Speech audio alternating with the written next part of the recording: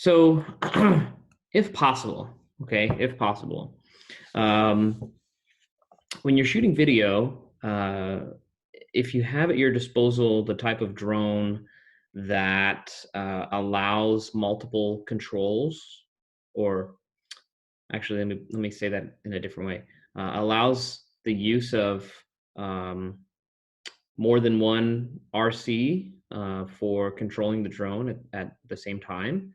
Um, it can be a very effective method when shooting video. So think of this as, I call it team shooting. Okay, so you have at least two people. Um, I haven't seen actually any examples where there's more than that, but I'm sure on big films and movie sets and TVs, who knows, they might have something like that going. For this context, let's imagine there's a pilot, okay, and the pilot is operating the drone, and that person is able to then safely fly the drone around without being really distracted with what the camera is doing, okay.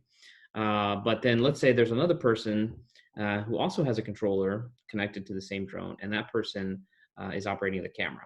Okay, so they're moving the gimbal around, the pitch of the camera up and down, adjusting the camera settings, telling when the camera when to record, when not to record, resolution, etc. A lot of things we're going to discuss in this lecture. So that second person, not only do they become the camera operator, and that's where their focus becomes, but they're also, in a sense, they're like the director of the film, right? So because you would expect that person to be um, the more photography savvy individual of the two, and like we kind of discussed last time with stills, you like imagine what the photo will be like, hence you have the experience, etc., to do so. But the same would be the case for shooting video, and this experienced individual would be the person that would be kind of having in mind where they were going to go and to do this shooting performance. So as they are having this come to fruition, they would be directing the pilot, in other words, of where to be flying to various places, etc. Um, now, the this type of setup, it's really reserved, at least in the DJI space, um, really reserved for the, I guess we can still call them consumer, but we're now getting on to the really more expensive in the, upwards of 5,000 to 10,000 to more than that types of dollar ranges with drones. We could call these the professional types that we've said. And so like for DJI, they have a model called the Inspire, which is actually pictured in this little figure I have there. Or also they have a line of models called the Matrice series. The Matrice comes in variants of different sizes and allows multiple payloads, so more than one type of camera being built on at one time. So it's kind of like what we said at the very beginning. The bigger they are, not only the more expensive they are, but the more they can do. And so that's where we are in this line. So yeah, you won't be able to see this kind of functionality in something like Spark or a Mavic. Again, I'm just speaking more from my experience, specifically with the DJI stuff, but I'm sure there are other makes out there that have this type of functionality, and it's really designed for video team shooting videos. Another thing, just as a tip for not just team shooting, but I guess in general, when it comes to shooting video, I never really took this into account, but it makes sense because if you were to adjust, well, there is the availability in DJIs. We saw that before, where you can adjust the sensitivity of like the gimbal movements, right? So instead of the full force wheel down this way, then the whole thing pitches in this kind of with this amount of force. Maybe it goes slower or faster, whatever the case may be, right? That's what I mean by sensitivity.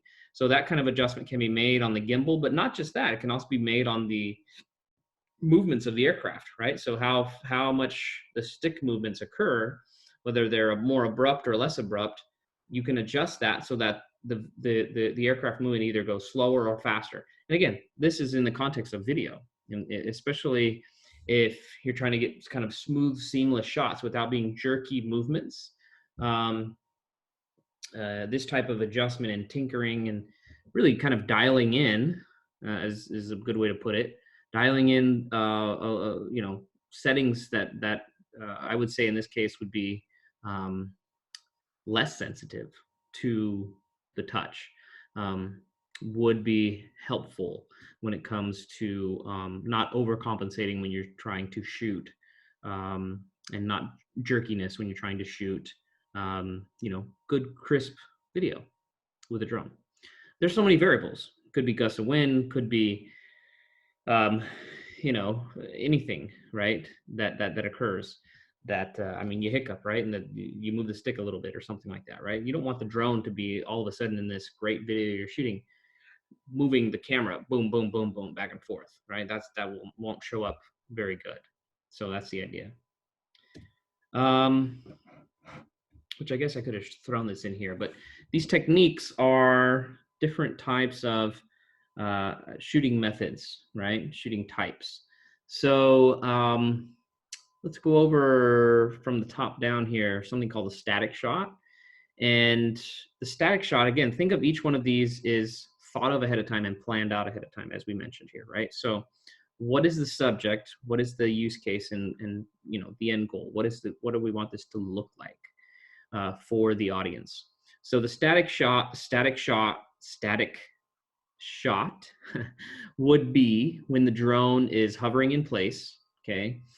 In other words, director finds that perfect zone where it's going to be, where the subject and the objects are in the perfect view that they want. Then they just hover in place. They start shooting, and then the action occurs, okay, in the shot. So they don't actually have to move. All the action around them is moving, right? That's what the static shot is. You know, the easiest one basically is what we're trying to say here.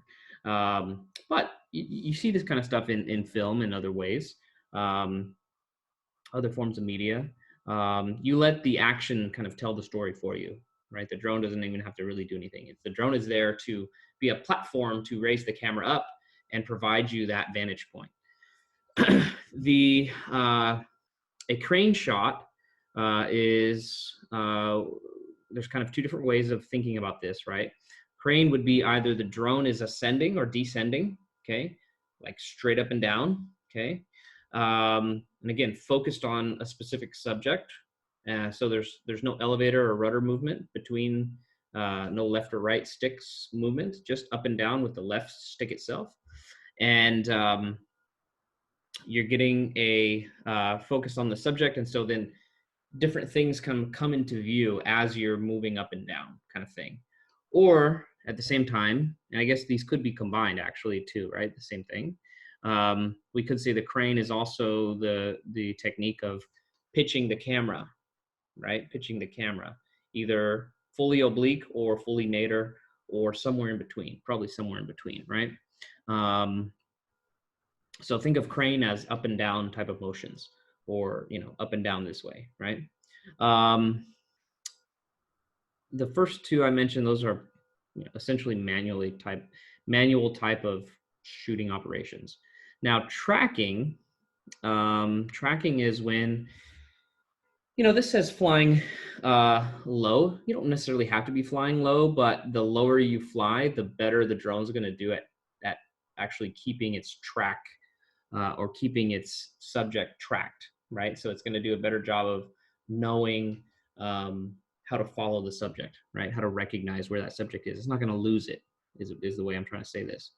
Now, with tracking, it's like you're flying on the same course, right?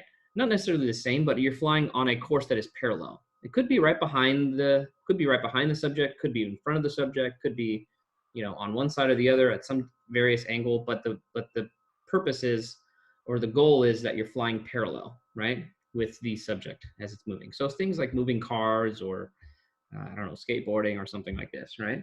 Um, moving with the object itself. And so this helps give the sensation of speed, right? This gives a sensation of speed because you've got your subject, especially if you're flying low and close to the object. What's going to happen is you're going to get the subject in focus, but then other things, especially if you're going, faster, other things will kind of become a little bit blurry, right? And so it gives the illusion of, speed is occurring. Of course, you are flying faster. The faster you fly, then that's speed too, right? Obviously, but that's what we're trying to, get this point here. And that can be done automatically. There are a couple different modes we saw with the intelligent flight modes. There's the track where you could just take your finger and sketch along a various track on your screen, and it'll just autonomously fly along that little track. You can set the speed. You can change the great thing about the autonomous stuff is that when you do that, then you can crane and perform a crane operation and pitch the camera up and down. Or even yaw the drone side to side kind of thing, all while still flying that same parallel line, right? And then the other one that is can be done autonomously, and some people have done this. Some people did this in the field. This was called the point of interest. And what a point of interest does, let me actually back up 1 second. Tracking, I just want to mention one other point. Tracking, the auto way that it's done, there's two methods. Well, three, right? No, I'm sorry. I'm saying all of this. Yes, there is three. If we're talking about flying on a low course, the one where we're flying on a predetermined little sketch. The second would be what's called follow me. And in the DJI world, follow me is the person with the controller. The drone's going to just follow it. Okay. And then the third would be active tracking. Okay. Follow me is going to be a little more precise in how the drone keeps track, right? Because it's not relying on any specific like algorithm or image matching to recognize the subject. It just follows the controller. So there's a lot. So it's a lot more precise than active tracking, which I have here. This screenshot on the bottom here. Active tracking is you set up a little box for the drone to recognize what a subject is through image recognition kind of algorithm, and then it follows that thing. Okay. But like I said, we've seen that. I know there was at least one example when we were in the field where one of our students was running around and at the same time, the drone was ascending too. So it could be a combination of both. He either ran too fast or the drone got too high. And essentially the drone, what happened was the student was continuing to run and the drone stopped and hovered in place. Well, then we looked at the screen and the drone was made an error, and it saw that it was tracking the student still, but it actually ended up moving what it tracked, and it moved and it tracked something on the ground, some shadow on the ground, right? So that was, those type of errors are more likely to occur when you use this type of active track type of functionality, okay? Still pretty dang precise though. Also, the other thing too, with these intelligent modes, right, we saw in practice, make sure that you're aware or not whether the obstacle avoidance sensors will be disabled, okay? And it will tell you on the screen ahead of time, hey, just so you know, so that if that is the case, if you need to take over in the instance of, this autonomous flight, something, being crashed, you're going to crash into something, then you could safely avoid that from occurring. Point of interest, okay? That's the other one that can be automated. I recommend you do it automatically. Because with a point of interest, what you can do is you could have your subject in the center of a, be the center or focal point, and the drone itself would then orbit around, okay, like a perfect circle around that subject, and it would also, though, yaw very slightly every time, so that even though it's orbiting, okay, the aircraft's physical location is moving, the subject itself would continue to be, the center of attention there, would always be the center on the screen, right? The center of the camera. So that works really good for those, circle around something and, and then let it go. Now, it's best if the object is stationary, because once the orbit starts, it doesn't actively track if the object's moving or not, right? So whether it's a stationary object or a person or persons that are basically just standing still, that's really the best scenario for using this type of point of interest tool. Okay. Now let's get into some of the camera specifics, and you're familiar with what these things mean now, but let's talk about how to use them in practice when it comes to video, because it's a little bit different. It's a little bit different than with still photography. Okay, how they function is the same, but how you would use them is what I'm talking about. So with shutter speed, okay, your rule of thumb. This comes from Kennedy. Your rule of thumb, the best thing to do is to set the shutter speed to be twice what the native frame rate is. Okay. Now, if you're shooting video, you should research what your frame rate of your camera is going to be anyways, right? Chances are, especially if you're flying like one of those DJI products that's, $1,000 or beyond, you're going to be getting like a 4K type of resolution camera. And you'll have either a 30 frame rate per second or a 60 frame rate per second, okay? And that's incredibly great. That's ultra high definition. So with that being said, let's just use 30 FPS as our benchmark here. When we say set the shutter speed twice the native frame rate, so twice the 30 frames per second, we would then what we're saying is set our shutter to 1 over, right, 2 times. So 1 over 60 in this case would be the best example. And this is the rule because, as Kennedy explains pretty well, what ends up happening is you end up getting objects that are moving fast. Okay, you get those to appear much smoother because there is some motion blur in other parts of the scene. Okay, so like for example, I really like this helicopter, even though it's a still shot. Just imagine you're filming this helicopter. You're not going to be able to see every little blade on the helicopter rotor, right? That's not really what you care about. You care more about the helicopter body itself of the aircraft. And you might not even think that, but if you watch a video of it, it makes more kind of visual sense to you. And so this is what we mean. There's motion blur in the blades, but, right, the actual aircraft itself is very clear and crisp, okay? So setting your shutter speed to something like this 2 times past the native is going to give you this type of clean, shot. Now, if you dabble with setting that speed even faster, sure, you're going to get really sharp images, right? Or sharp features, not images. We're talking about, sharp video, right? But the problem with doing that is that you're potentially going to have things look a little bit jerkier than they should be, right? So whether it's wind or whatever the case is, I mean, we've observed a good gimbal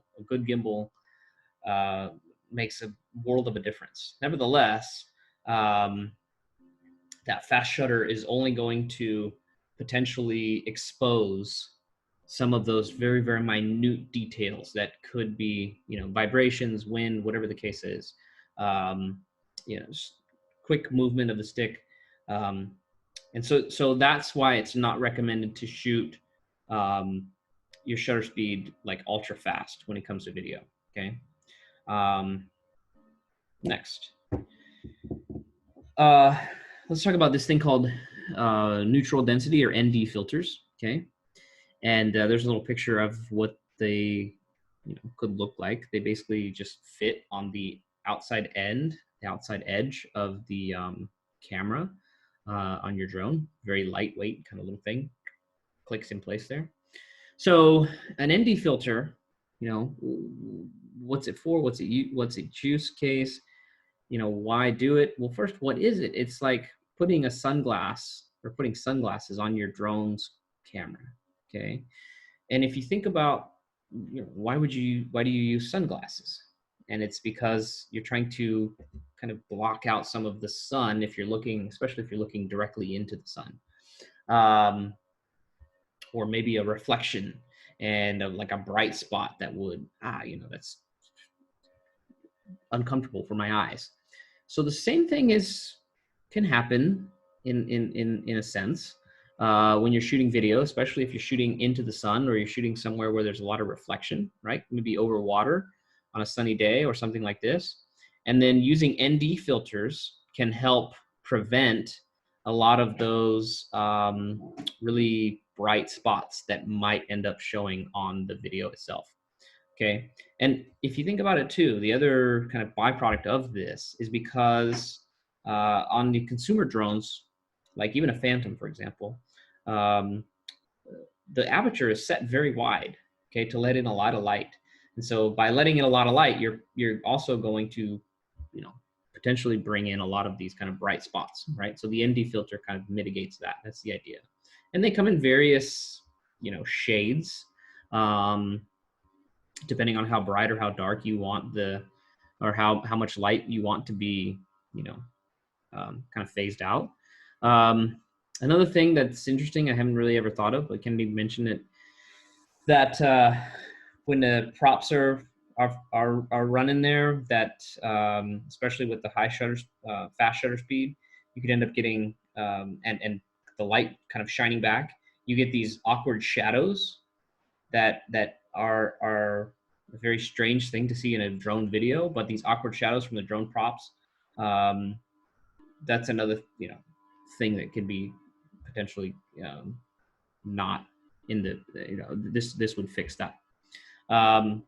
Yeah, I haven't quite explored this too much myself at this moment in time, but the more I learn about it, and I've heard people use these on a very regular basis, I'm very curious to see kind of what they would do before and after kind of thing. Now, the other important settings for your camera when it comes to exposure are your aperture and your ISO. And also I wanted to mention focus here. With still photography, these are a little bit more important to dial in. But with video, the thing is with your aperture and your focus really is kind of in hand in a way when we discuss it in this manner. If you think about the depth of field, okay, on a drone, we mentioned this in the still shooting lecture, but if you think about the depth of field, you're very far away, right? And when I say very far away, like compared to conventional photography where you might be 20, maybe 50 feet away from something at the most, with the drone, you're potentially hundreds and hundreds and hundreds of feet away from something, right? And so what ends up happening is the depth of field with the drone, it's not really affected by wide aperture, okay? Because of this reason, because it's already far away. So things still remain in focus, right?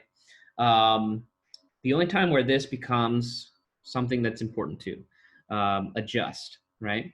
And the adjustments would be similar to, this is the one place where, a kind of similar, because we're talking about light here, a similar adjustment to like what would happen with still photography.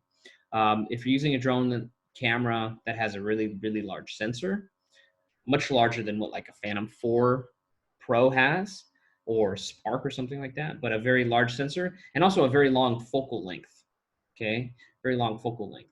So it's like the camera zoomed in more. The larger these things get, the more variables there are, right? They're larger for a reason, because they provide a higher quality output, but they also require more maintenance and understanding of how to work with these things. That's why you see professional photographers have long total telephoto lens, etc. You know, I'm not on that level by any means as far as experience goes. I wouldn't know the first thing what to do with that. But a person that does that all the time is going to know exactly which type of lenses to mix and match and get the perfect shot that they want, right? ISO, when it comes to shooting video, it's also known as gain. But remember, ISO is the sensor's sensitivity. So we really want to keep that as native as possible if we can, right? Especially for shooting in bright lights, okay, outdoors during the daytime. It's best to leave your ISO at the native settings. If you're shooting in a low light and you got to brighten up the scene, just be aware that you're going to potentially get a little bit of noise and graininess showing up. That's kind of the give and take, okay? When it comes to the focus, again, this is take the note that I mentioned a moment ago about how things will most likely be in focus to infinity because of the drone distance. But just for the sake of it, there is still the potential of focus hunting, which is the autofocus continuing to try and select the best place to focus the camera for you. And, you know, for 99% of us, that's fine. And we wouldn't even notice. And it's actually would work the way we want it to. But in the instances, and I've seen this happen, I have, in the instances where the camera focuses on an object that we actually don't want that to be the subject, and then everything else becomes blurry, that's a bad thing, right? That's called focus hunting. So you can lock in the focus by using the little lock button on the DJI interface there. And there's other interfaces I'm sure are similar. But you really want to try to lock in that focus once you've got your, you know, where you're going to shoot and how your camera settings are, etc. Lock in that focus. It's just one more thing to dial in, okay? Or set it to a manual focus if the camera has that available, right? Camera has that available. At that point, I would imagine that a person would have a little bit of better knowledge and expertise, which is fine. Okay, we have 2 more to go. So let's talk about shooting resolution. There's a lot to cover here. Now, when we talk about resolution, let's just say what resolution is, okay? Resolution is the camera's ability to resolve detail, okay? Resolve, like how well does it present detail to you, right? Little minute details. The more details it can present, the higher the resolution is. That's what we're ultimately trying to say, okay? So the best practice is to shoot with the highest resolution possible. I'm a big believer in that. I really do. Now, the downside of shooting this higher resolution is, I mean, the biggest downside, honestly, is that it's just going to take up more space, memory space on the memory card you have. We're talking memory cards that at a minimum are 16 gigabytes in size. That's a very, very large amount of space that is available to you to shoot even a 4K video. I mean, you're talking upwards of half hour to an hour's worth of, you know, footage. So it makes the most sense, if you can, to shoot the highest resolution possible. That's what I would recommend. 4K are also known as Ultra HD. If you're buying a new TV, by the way, that's what this all means. So it's all the same, whether it's drone photography, television, whatever it is, right? 4K video produces video footage, okay? It has a resolution of, okay, remember, this is all pixels we're talking about. The resolution of the frame being 3,840 pixels in the horizontal, like so this way, okay? Or you could think of it as 3,840 columns, okay? So lined out this way, but this direction. And it has 2,160 rows then, okay, going this way, okay, going this way. Actually, it's vertical in this context, but in rows, we're talking this direction. Okay, so let me do that again. Okay, kind of keep an eye on my little video at the top right of the screen. 3840 in this direction, 2160 in this direction. Okay, that's what 4K means. Okay, or that's what it's broken down to be. Right, that's the amount of resolution that the video is presenting to the screen. So 4K, it's going to produce, you know, between 30 to 60 frames per second. So what that really means is it's like 40 or 60 still photos every second. Okay, think about that. That's incredible. And each one of those frames, if we just broke them down and extracted them to be still photos, we're talking 8 million pixels each. Okay, so think about the amount. Like I said, these are big data sets we're talking about when we're big file sizes when we import them to a computer. So we're talking 8 million times 60 potentially in a second, right? 8 million times 60, then times that by however many seconds you have in your video. That's a lot of pixels to crunch, right? So that's why we end up with such large file sizes. The thing is, okay, unless it's one of the, you know, more expensive, higher end professional type of cameras and drones, etc.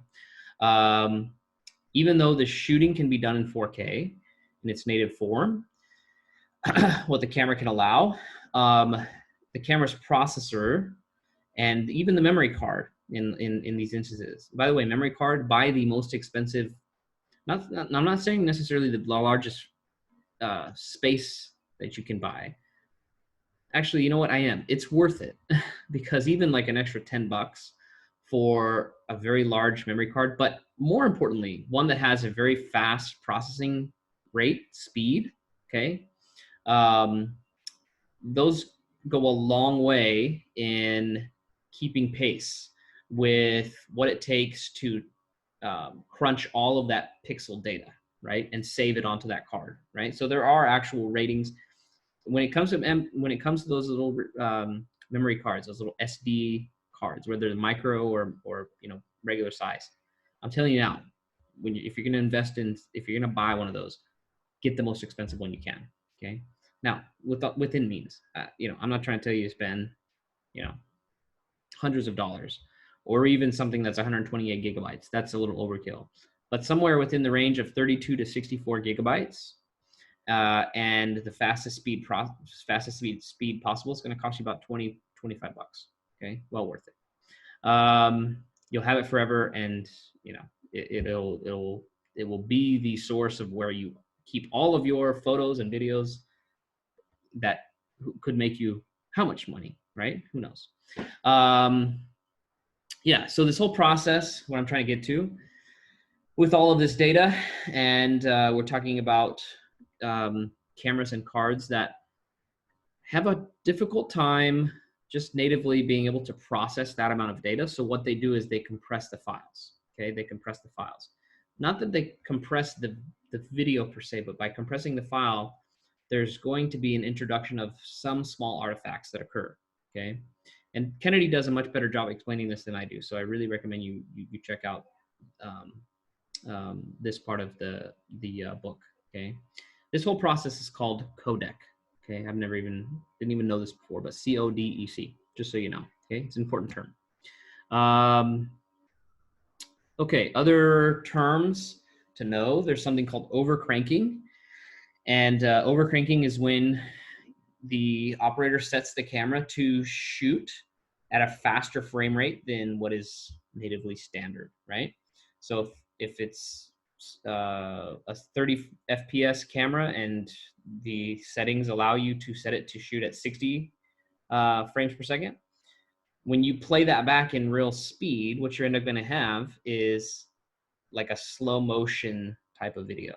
Okay, that's how that happens. Okay, now undercranking is when a camera shot at a slower frame rate. So instead of 30, maybe it goes down to 15 or, you know, 10 or something like that. I don't know, depending on what the camera's settings are like. But by doing that, then you end up with a faster appearance, okay, a faster appearance, like a time lapse. You've seen this kind of thing before, okay? Something's kind of focused on a specific object and you're seeing it, you know, in a matter of seconds, you're seeing days and days or months go by and you see kind of something occur, right? The whole point of a time lapse is to show occurrences of change, right? So time lapse, when played back at normal speed, they're pretty neat because let's think in a practical sense or professional sense, something like a project where there's monitoring involved. Okay, so maybe it's a environmental cleanup site, or it's a construction, you know, site or something like this, where there's constant activity and constant change, but not so constant that it occurs, um, you know, every day the whole site changes. No, little bits and pieces change from day to day, right? But you play that time lapse over, say, a minute period, and you get a minute time lapse of what a year's time frame would be. That's a pretty great story for telling, you know, the construction of building X, right? Um, so yeah, those are pretty neat to explore. And then the last thing would be to shoot in the raw format if available. Again, this is if available. A lot of these things I'm mentioning are, you know, the more you get to the or the more expensive the drones get, and the more um, professional they become, these type of options are available. It's like, think about it like this way: as you're investing into some of these equipment or technology, or maybe a company you work for is, now you know, as you're looking at the spec sheets and what is offered, why something might cost more than something else, features and functionalities. It's more than just, you know, you can look beyond the gimmicky marketing materials and actually say, oh, this camera can shoot raw. This camera can shoot at 60 frames per second, etc. Right? Stuff like that. It makes a difference. Excuse me for 1 second, and I will be right back.